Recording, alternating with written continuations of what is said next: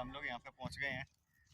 यहाँ से वीडियो बना रहे हैं और देख सकते हो आप मेरे पीछे ये खाई है, देख सकते हो कितना गहरा है।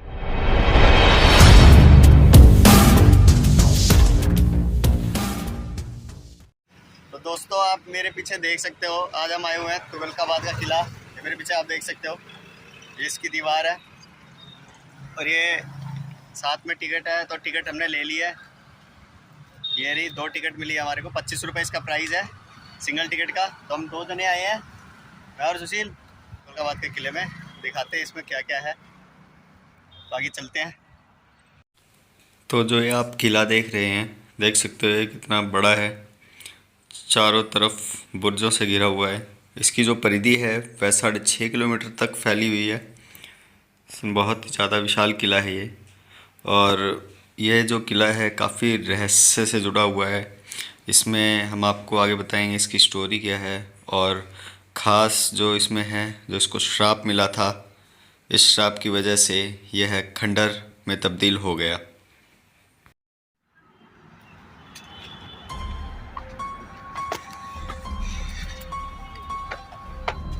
देख सकते हो आप, ये इसका एंट्रेंस।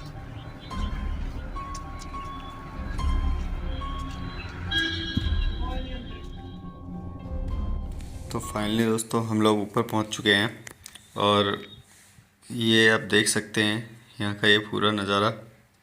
साथ ही आप इस दीवार को देख सकते हैं, ये जो बुर्ज बना हुआ है ये ग्रेनाइट और चूना पत्थर के मिश्रण से बना हुआ है, जो कि काफ़ी मजबूत है अभी भी। तो अब हम बात कर लेते हैं इसकी कहानी की। दौर है 1312 में गयासुद्दीन तुगलक को दिल्ली के सुल्तान के रूप में ताज पहना दिया जाता है और वह तुगलक वंश का पहला शासक बना। इस अवधि के दौरान जब आक्रमणकारियों के साथ लगातार लड़ाइयाँ हो रही थी, तो गयासुद्दीन ने मंगोलों की घुसपैठ से बचने के लिए अपनी बस्ती तुगलकाबाद में एक शक्तिशाली किले के निर्माण के लिए योजना तैयार की, जिसे आज तुगलकाबाद किले के नाम से जानते हैं। और जो ये आप सीढ़ियाँ देख रहे हैं, ये हाथी और घोड़ों के लिए इस्तेमाल में लाई जाती थी, ताकि शाही सवारी ऊपर तक आ सके। देख सकते हैं। तो हम आगे बढ़ते जा रहे थे और ये जो किला है और भी ऊंचा होता जा रहा था, मानो कि हम आकाश की ओर बढ़ रहे हों। इतनी अधिक ऊंचाई थी, बहुत ही ज़्यादा ऊंचाई पर पहुंच गए थे हम लोग। अभी इससे और भी ऊपर जाना था हमें। तो फाइनली हम लोग ऊपर आ चुके थे और सामने हमें दिखाई देता है शोक मंडल। जो ये आप गोलाकार बुर्ज देख रहे हैं, इसका नाम है शोक मंडल। शोक मंडल का कार्य यह होता था कि यहाँ पर जो भी लड़ाइयाँ हार जाते थे, युद्ध हार जाते थे, या किसी प्रकार की कोई समस्या होती थी, उन्हें यहाँ पर बैठकर सुलझाया जा सकता था। बाकी आगे चलने पर हमें दिखाई देता है, ये जो आप देख रहे होंगे, ये है यहाँ का मेहमान नवाजा। मेहमान नवाजा का मतलब, जैसे हम अपने यहाँ पर जो मेहमान आते हैं उनके लिए कमरों का इंतज़ाम करते हैं रहने के लिए, वैसे ही इन्होंने भी मेहमानों के लिए कमरों का इंतज़ाम किया हुआ था। तो आप देख सकते हैं कितने सारे कमरे बने हुए हैं। यहाँ पर जो भी बाहर से मेहमान आया करते थे, उन्हें यहाँ पर ठहराया जाता था। तो अभी फ़िलहाल में ये बंद है। यहाँ पर इसको दोबारा से नया बनाया जा रहा है। बाकी हम चलते हैं ऊपर। तो बात कर लेते हैं इस किले की विशेषता की। यह किला अष्टभुजी आकृति में बना हुआ है। साथ ही यह दिल्ली का तीसरा शहर है जो चारों तरफ मजबूत दीवारों से घिरा हुआ है। इस किले के निर्माण किए जाने वाले पत्थर, जो कि काफ़ी विशालकाय थे, जिन्हें कभी भी दूसरे किले के लिए इस्तेमाल नहीं किया जा सकता था। इस किले की दक्षिणी भाग की दीवारें 40 फीट से 90 फीट तक ऊंची हैं, जिन पे कंगूरे का निर्माण कराया था। इस किले में 56 बुर्ज थे और 52 दरवाजे थे, जिसमें अब भी 13 दरवाजे शेष बचे हुए हैं। इस किले का निर्माण राजकीय शासन तथा सैन्य उद्देश्य के लिए किया था। साथ ही इसे 3 भागों में विभाजित किया गया था। पहला बाहरी भाग में दरवाज़ों के साथ आवासीय घर तथा सार्वजनिक इमारतें थीं, और इसका केंद्र बीच का भाग किलाबंद शहर था, जिसमें सबसे ऊंचा भाग यही था। तो चलिए चलते हैं इसके ऊंचे भाग पर।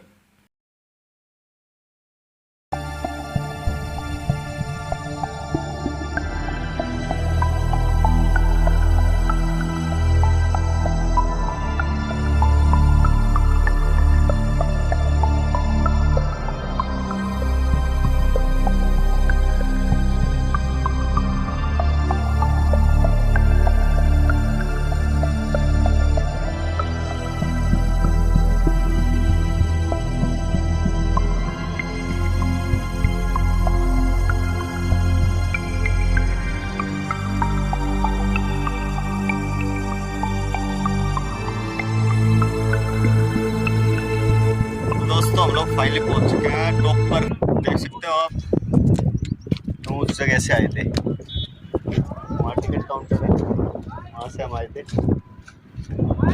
देख सकते हो कितने टॉप पर है। तो दोस्तों हम लोग पहुँच चुके हैं इसके केंद्र भाग सबसे ऊंचे स्थान पर, जो कि विजय मंडल या विजय स्तंभ तथा शेर मंडल के नाम से जाना जाता था। इस विजय मंडल का कार्य होता था जब भी युद्ध में जीतते थे या कोई भी सार्वजनिक कार्य होता तो यहाँ पर आकर हर्ष और उल्लास से मनाया जाता था।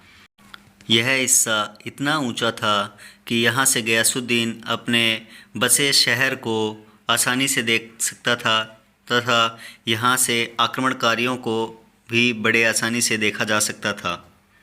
साथ ही साथ इस हिस्से से पहले कुतुबुद्दीन ऐबक के बने कुतुब मीनार को भी स्पष्ट रूप से देखा जा सकता था।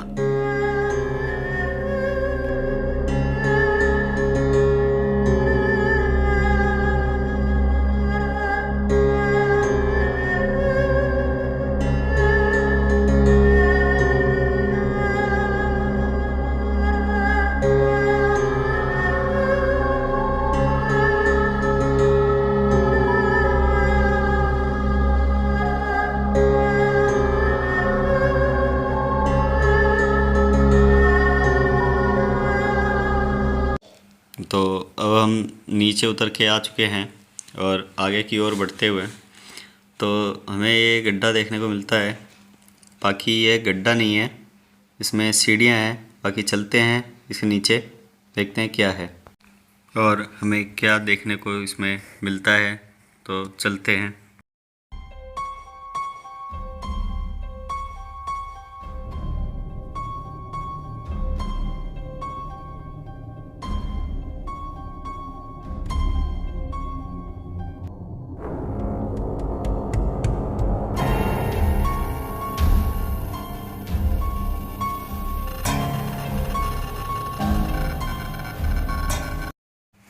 तो दोस्तों हम लोग आ चुके हैं मीना बाज़ार के अंदर।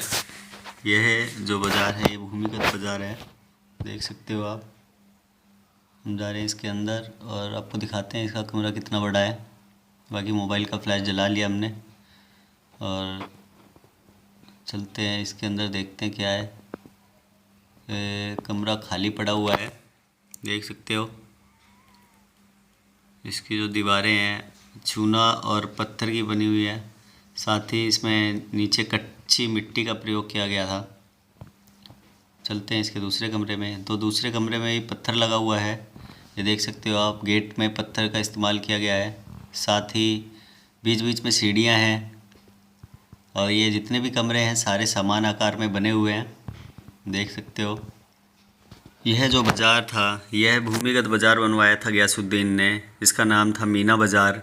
उसने अपने ही शहर में एक भूमिगत अंडरग्राउंड बाज़ार का निर्माण कर दिया था तथा आप इसके ऊपर देख सकते हो इसमें भी चूना पत्थर का इस्तेमाल किया गया है।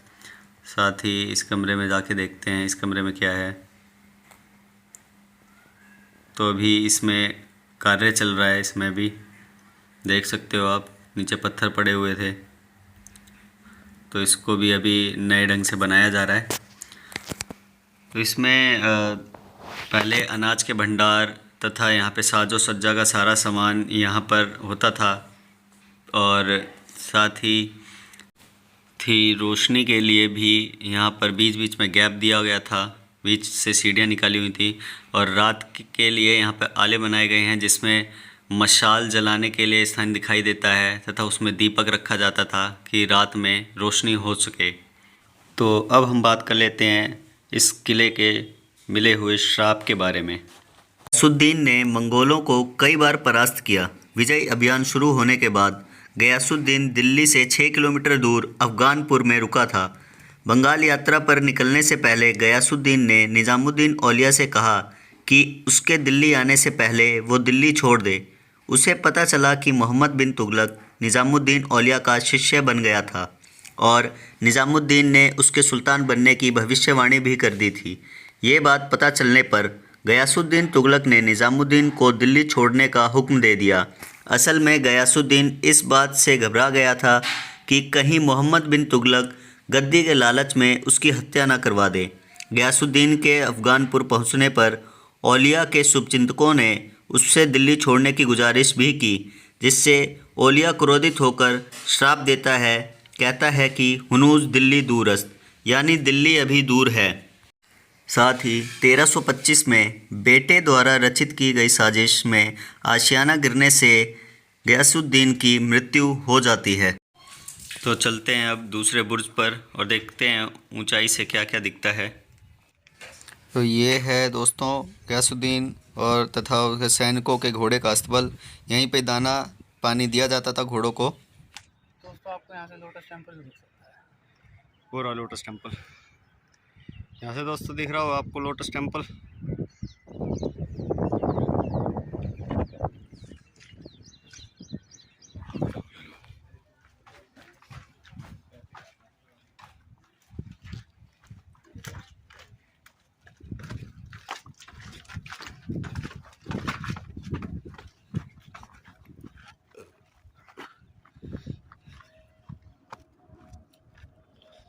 ये भी एक कुआं है, काफ़ी जर्जर अवस्था में ये सारे। और ये जो आप सामने देख रहे हैं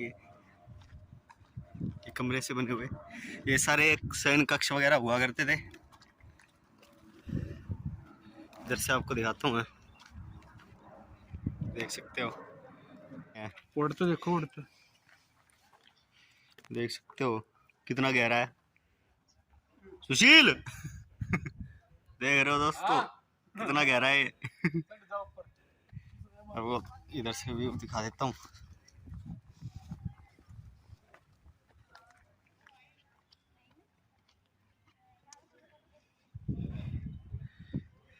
बाकी अब हम इधर चल रहे हैं।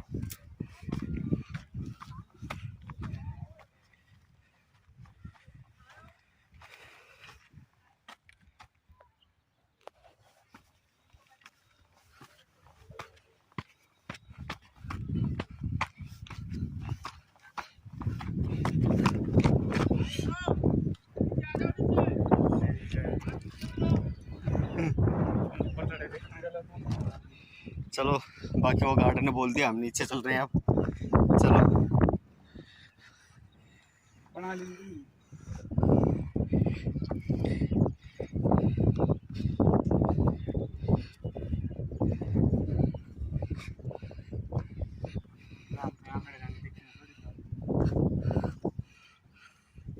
उधर से तो दोस्तों मना कर दिया गया हमारे को, बाकी हम भी आरामी हैं, यहाँ से देख लेंगे। देख सकते हो टॉप पे नहीं गए इधर क्योंकि गार्ड था, गार्ड बोला था नीचे। अभी हम छुप के इस दीवार के पीछे यहाँ से वीडियो बना रहे हैं। और देख सकते हो आप मेरे पीछे ये खाई है। चलो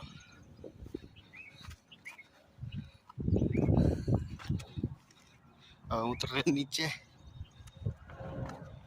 देख सकते हो।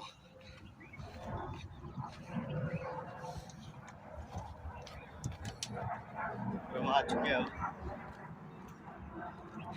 इस वाले दुर्ग की तरफ जाते हैं।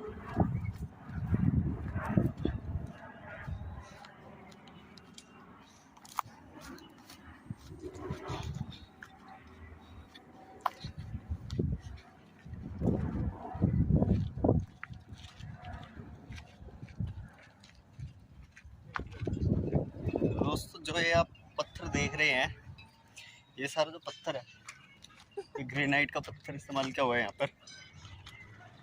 ये देख रहे हैं, ये गांव बसाया। और आपको इधर से दिखा दूंगा, मेरे पीछे देख सकते हो कितनी गहरी खाई है इस साइड।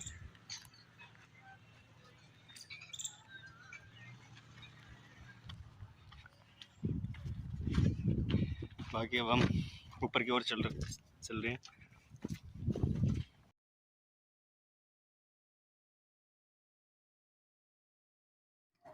तो हम लोग अब वहाँ पे चल रहे हैं, वहाँ देखते हैं क्या क्या चीज़ें हैं। वो बंदा कर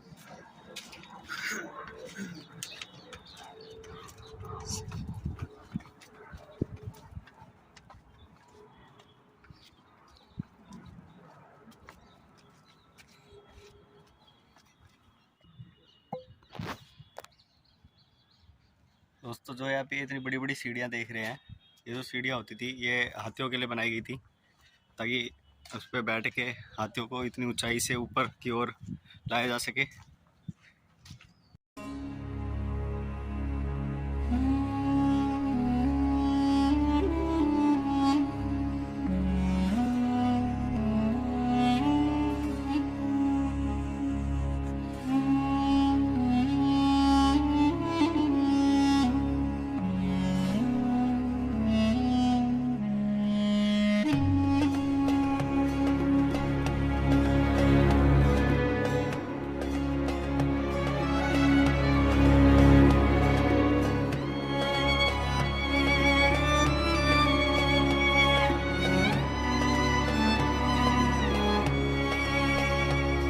दोस्तों अब फाइनली हम लोग यहाँ पे पहुँच गए हैं, यहाँ पे दरबार था।